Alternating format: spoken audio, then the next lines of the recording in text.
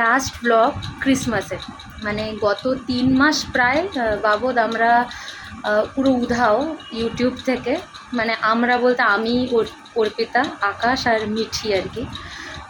তো কেন উধাও হলাম, লাইফে কি চলছে, কি প্রবলেম হয়েছে, নাকি কিছু উন্নতি হয়েছে যে আর ইউটিউব করা প্রয়োজন মনে করছি না, সমস্ত কিছুর ভাবলাম একটা শর্ট আপডেট দেওয়া উচিত। আর যারা আমাকে চেনো না তাদেরকে বলে রাখি, না চেনারই কথা, আমি একদম অ্যাক্টিভ না ইউটিউবে, তাই জন্য মানে ইউটিউবে অ্যাক্টিভ না থাকলেও তো চ্যানেলটা রিচ ডাউন হয়ে যায়, তো না চেনারই কথা। তো নিজেকে পরিচয় দিয়ে দিই, আমি হলাম অর্পিতা। তো গত 2 বছর ধরে ইউটিউব জার্নি শুরু করেছি আর প্রচুর ভালোবাসা পেয়েছি। আকাশের মানে কষ্টেতে তোমরাও ব্যথিত হয়ে যেভাবে আমার পাশে থেকেছো আকাশের ক্যান্সার জার্নির ভাইরাল ভিডিওটার পর থেকে, তাদের জন্য একটা মানে লাইফের শর্ট আপডেট দেওয়াটা আমার মনে হয় আমার কর্তব্য। মাঝে মধ্যে আমি ইউটিউব থেকে গায়েব হয়ে যাই, করতে একদম ভালো লাগে না। আর যেই জিনিস তুমি ভালোবেসে করবে না সেই জিনিসে কোনো উন্নতিও হয় না, বলে না? তো মাঝে মধ্যে উধাও হয়ে যায়, তো কোথার থেকে সাকসেস হবে? মানে এই গা ছাড়ামির জন্য আজকে তোমাদেরকে মাঝে মধ্যে আমাকে জবাব দিতে হয় যে আমি কোথায় চলে গেছি হঠাৎ করে। তো হ্যাঁ, 3 মাস ধরে আমি নেই। কেন নেই সেই জন্যই ভাবলাম একটা ছোট্ট ভিডিও করি। বাট তার আগে একটা কথা বলি, যখন আমি মানে 1 বছর আগে আমার বাপের বাড়িতে ছিলাম, আকাশের ক্যান্সারের পর সমস্ত জিনিসপত্র যখন বিক্রি করতে করতে লাস্টে আর কিচ্ছু ঠেকেনি নিজের কাছে, যে মানে কিভাবে কি ঘর চালাবো, তখন তো বাপের বাড়িতে আশ্রয় নিয়েছিলাম। আর সেই সময়ে যখন হঠাৎ করে তোমরা আমার রান্নাঘরে ব্যাকগ্রাউন্ড চেঞ্জ দেখেছিলে, তো তোমরা আমাকে জিজ্ঞেস করেছিলে, অর্পিতা কী হলো হঠাৎ, মা বাবার রান্নাঘরটা আর আগের মতো মনে হচ্ছে না? তো এই করে করে প্রায় 7 মাস পর তোমাদের এই কমেন্টের উত্তর মানে দিতে গিয়ে 7 মাস লাগিয়েছে, মানে আমি ইনস্ট্যান্ট এটা জানাইনি। তো যখন জানিয়েছিলাম যে কেন রান্নাঘর আলাদা হয়েছে বা কিসের জন্য হয়েছে, তো তখন আমার বাবা আমাকে বলেছিল যে আমি অনেক কিছু বলেছিল, মানে আমাকে ধমকি দিয়েছিল আমি সাইবার ক্রাইম করছি ওনাদেরকে নিয়ে বলে। হ্যাঁ, তারপরে আমি খুবই ভিউজের জন্য নাকি এসব করছি।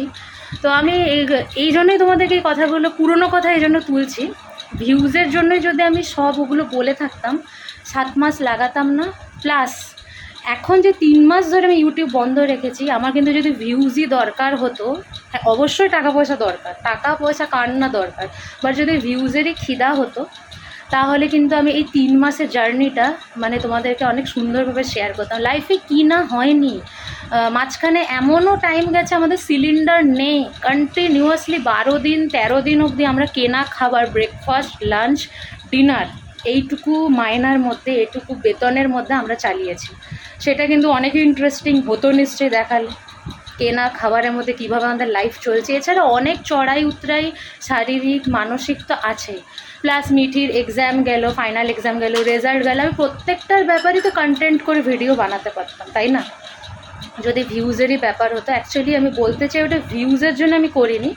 আমি, তোমরা একটা কোশ্চেন করেছিলে যে আমি রান্নাঘর কেন আলাদা করেছি, এক তো আমি করিনি, সেটা তো আমাকে সাফাই দিতেই হবে।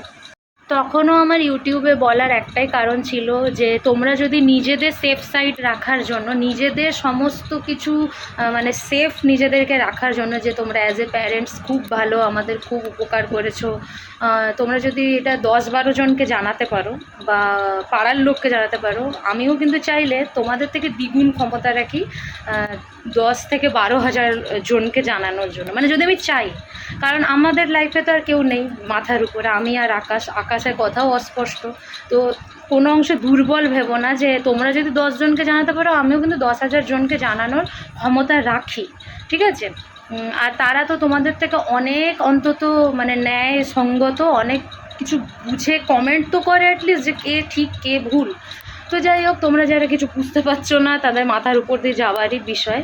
তো পুরোনো ব্লগগুলো দেখতে পারো, আমি এসব কথা তুলতাম না, মানে আমি বলতে চাইছিলাম যদি ভিউজের জন্যই করতাম তাহলে তো আমি মাঝখানে যে কষ্টটা গেল আমাদের গ্যাস নিয়ে, গ্যাসের সিলিন্ডার যে ক্রাইসিস, আমাদের তো 5 কিলোর করে সিলিন্ডার, কি কষ্ট করে আমাদের দিনগুলো গেল খাবার কিনে, তারপরে মানে মানে কী বলবো, এক তো হচ্ছে আমাদের দিন আনি দিন খাই, আকাশ ডেইলি বেতন পায়, সেটার মধ্যে আমাদের প্রত্যেকদিন বাজার হয় আর আমাদের ঘর চলে।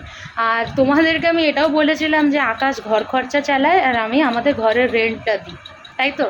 তো এখন তো কন্টিনিউ ইউটিউব করিও না, তাহলে কি আমাদের বিশাল কোনো মানে পরিবর্তন হয়ে গেল আর্থিক রূপ দিয়ে, যে আমাকে আর ইউটিউবও করতে লাগে না?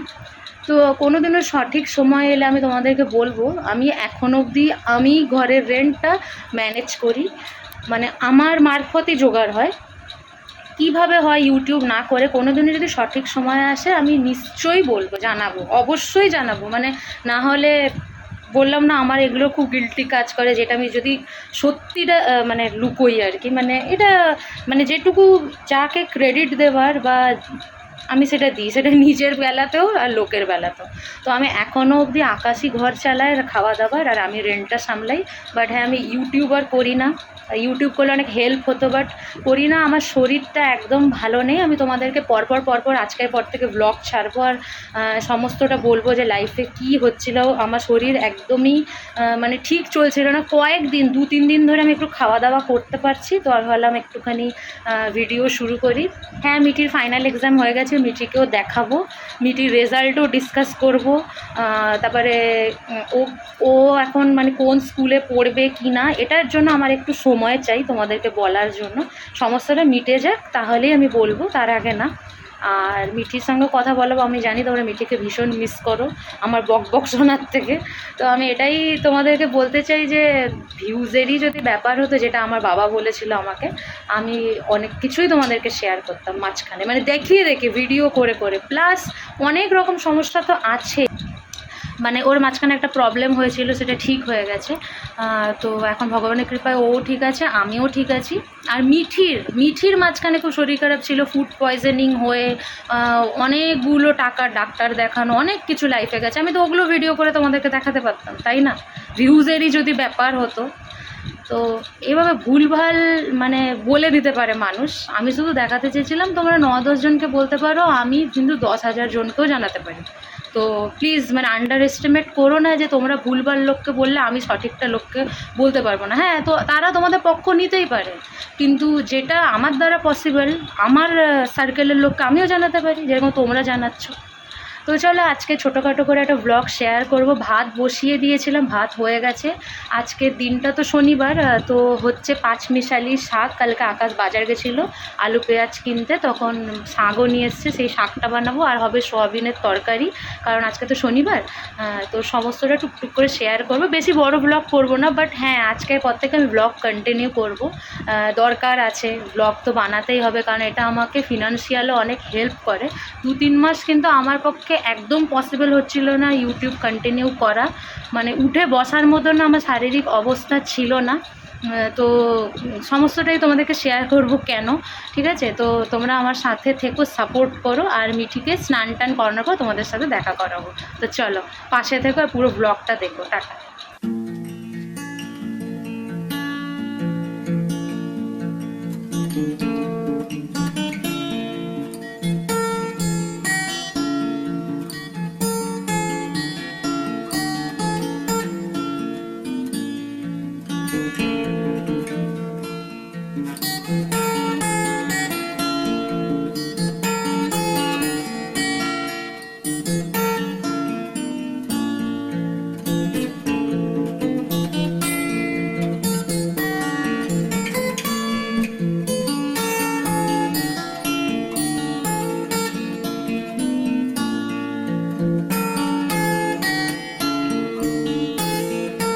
এখানে দেখতে পাচ্ছ এই যে পাঁচমিশালি শাকটা আমি দুবার ধুয়ে ভালো করে জল ঝরাতে রেখে দিয়েছি, এটাকে কেটে ভাজবো। এখানে আলু কেটে রেখেছি সোয়াবিনের জন্য, এটাকে ভাজবো। দেখো এখানে ভাত হয়ে গেছে অলরেডি, সোয়াবিন সিদ্ধ করে রেখেছি, মশলা রেডি করে রেখেছি। আর গতকাল বানিয়েছিলাম বেলে মাছ, তো আজকে যেহেতু নিরামিষ বের করে রাখিনি, তো ওটা রয়ে গেছিলো। তো ওটা আর আজকে বের করব না, তো এগুলো দিয়েই খাওয়া হবে, শাক ভাজা, সয়াবিনের তরকারি, ভাত। তো চলো রান্নাটা শুরু করি।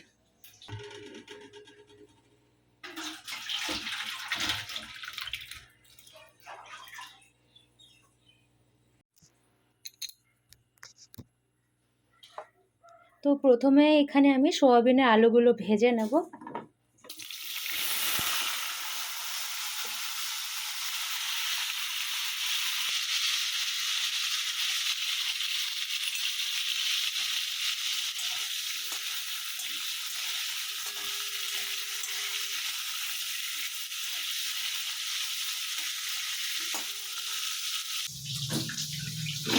হ্যাঁ,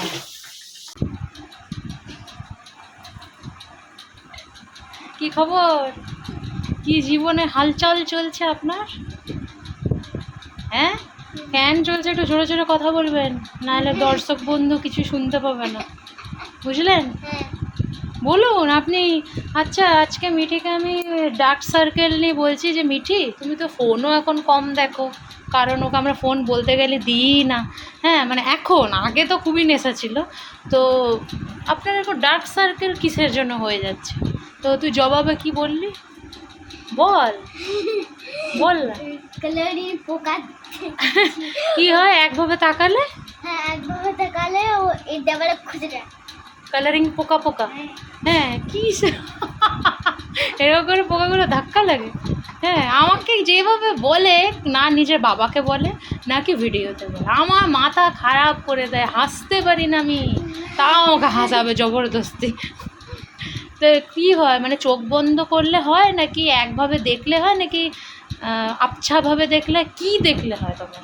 চোখ বন্ধ করলে আমারই হয়, আর যখন চোখ খুলি, হ্যাঁ আমি যখন আমি আসমানে দেখি আর এখানে দেখি তখন তখন মানে রোদের মধ্যে তাকালে হয় তো? হ্যাঁ, রোদের মধ্যে তাকালে আমি ঠিক আছে, যখন দেওয়ালে দেখি তখনই আমার। আচ্ছা, কালারিং পোকাগুলো তো চোখের সামনে এসে যায়, এটা বিশাল বড় একটা সমস্যা, এটা চোখের ডাক্তার দেখাতেই হবে। মা যে বলে জাস্ট ইমাজিন, জাস্ট ইমাজিন।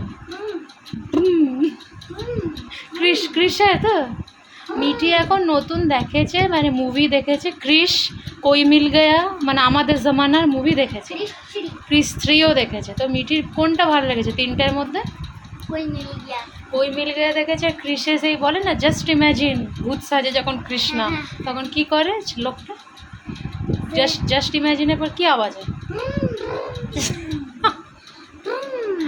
তো মিঠির মনে অনেক জমানো কথা আছে। মিঠির এক্সামের পর ওর বাবা ওকে অনেক কিছু এনে দিয়েছে, ওগুলো সব শেয়ার করবে, কিন্তু পরের ব্লগে। আজকের ব্লগ আমি একদম ছোট করব, তো মিঠি সমস্ত কিছু শেয়ার করবে বন্ধুদের সাথে।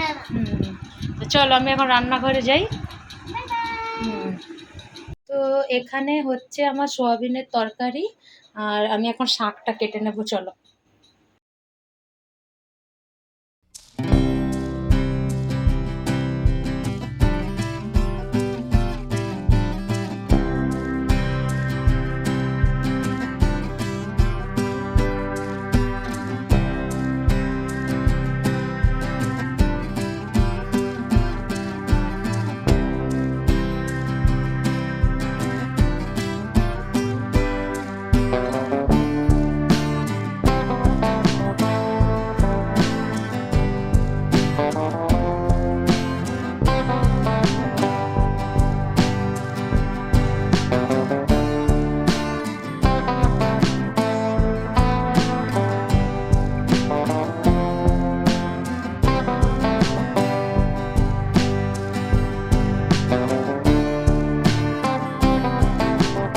তো বন্ধুরা, এখানে আমি পাঁচমেশালি শাকটাকে রাফলি কেটে নিয়েছি, তার সাথে কাঁচা লঙ্কা চিড়ে আর কয়েকটা রসুনের কলিও ছিঁচে নিয়েছি ফোড়নের জন্য। এখানে সরষের তেল গরম হয়ে গেছে, শুকনো লঙ্কা ফোড়নে দিয়ে দেবো।